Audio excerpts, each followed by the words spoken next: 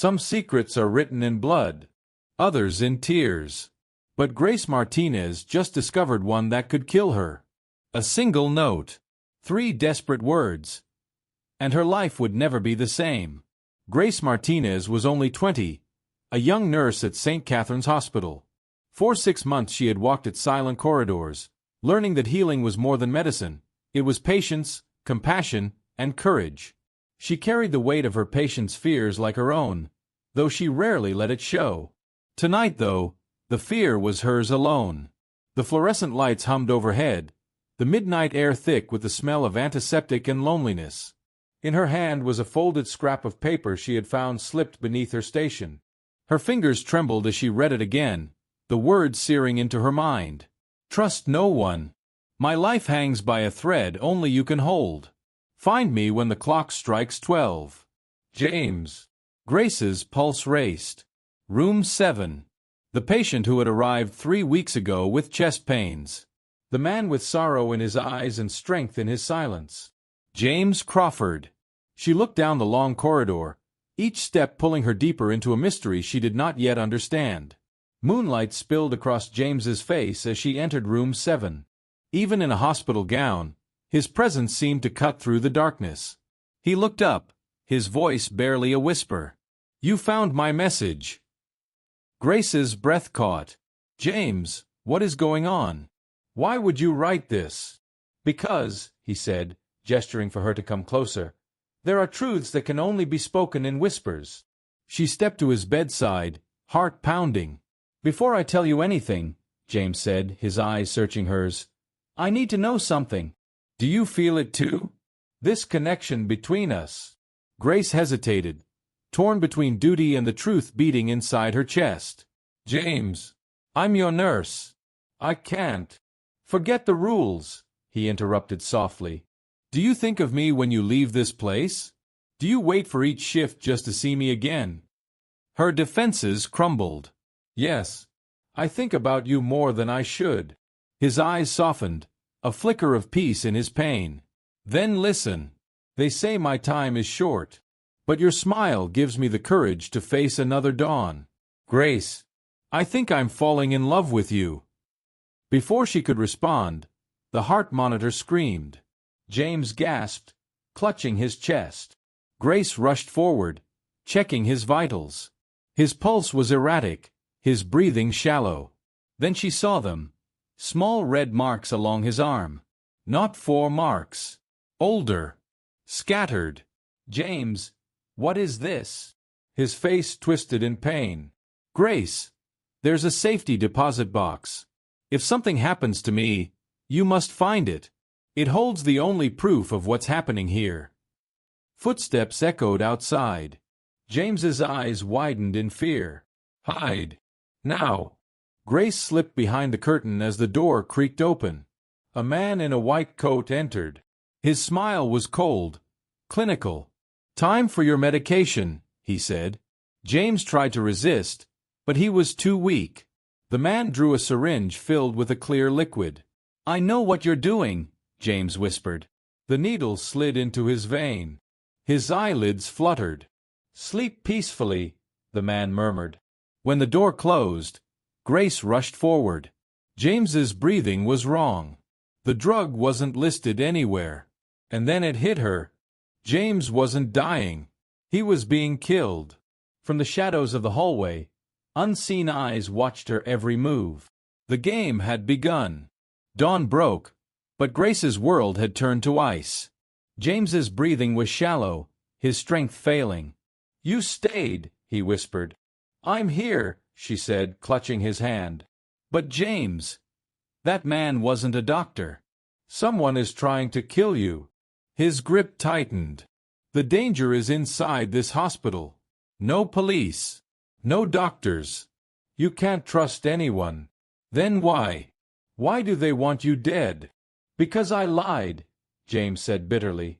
I don't have heart disease. My heart is strong. What's killing me is poison. Grace's eyes widened. They fabricated everything, he continued. They've been testing compounds on me. Drugs that mimic heart failure.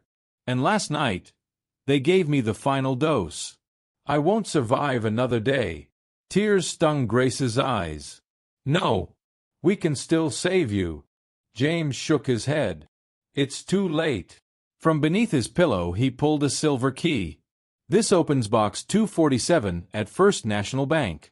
Inside you'll find photographs, documents, recordings, proof that BioCore is using patients as test subjects. And when patients become useless, they erase them. Grace's hand trembled as she took the key. You worked for them? James nodded. I thought I was saving lives. I was wrong. When I tried to leave, they punished me. He pressed a folded letter into her palm. This one is for you. But in the box, there's another letter, for Rebecca Martinez. Grace's breath caught. Rebecca? What's her connection to you? James's face twisted with regret. She was my colleague at BioCore. We worked side by side in the labs. When I exposed their secrets, she stood with me. Then she disappeared. I thought she was gone forever. The key slipped from Grace's hand, clattering to the floor. James, Rebecca Martinez is my sister. His face went pale. That's impossible. She's my older sister by 3 years. And she's not in Seattle. She's been missing for 4 months. The police said she vanished. James's voice cracked. Grace, your sister is alive. And she's being held by the same people who are trying to kill me. Shouts echoed down the hall. Clean up the loose ends. Eliminate the witnesses. James's eyes widened. They're coming. You must run. Save Rebecca. Promise me. Grace bent over him, tears falling. I promise. She slipped out the window as the door burst open. Behind her, James faced his last fight. Ahead of her, the truth. Box 247 opened with a soft click. Inside lay photographs of wasted patients, contracts signed in secret, and a recorder filled with executives discussing human lives like cattle. And a sealed envelope, addressed to Rebecca Martinez. Grace unfolded it with trembling hands. My dearest Rebecca, if you are reading this, then someone has finally uncovered the truth I was too weak to expose. I am sorry for the choices that dragged you into this nightmare. I thought I was building cures, but I helped build weapons. When I tried to walk away, they punished you. I never stopped searching for a way to set you free. Forgive me, James. Grace clutched the letter to her chest. Her sister was alive. Detective Maria Santos studied the evidence. This is enough to bring them down.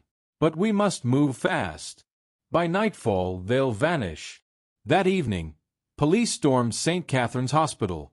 5 were arrested, including the false doctor. At the same time, BioCore's headquarters was raided, and in a locked basement cell, Rebecca Martinez was found. Alive. She collapsed into Grace's arms. They said James would die if I spoke. He never stopped protecting me. Grace whispered, It's over. James made sure it's over. But room 7 was empty. James Crawford was gone. The trials came. Executives were sentenced. Families compensated. Through it all, Grace carried James's final letter in her pocket. She testified with a strength she never knew she had. But at night, she sat alone.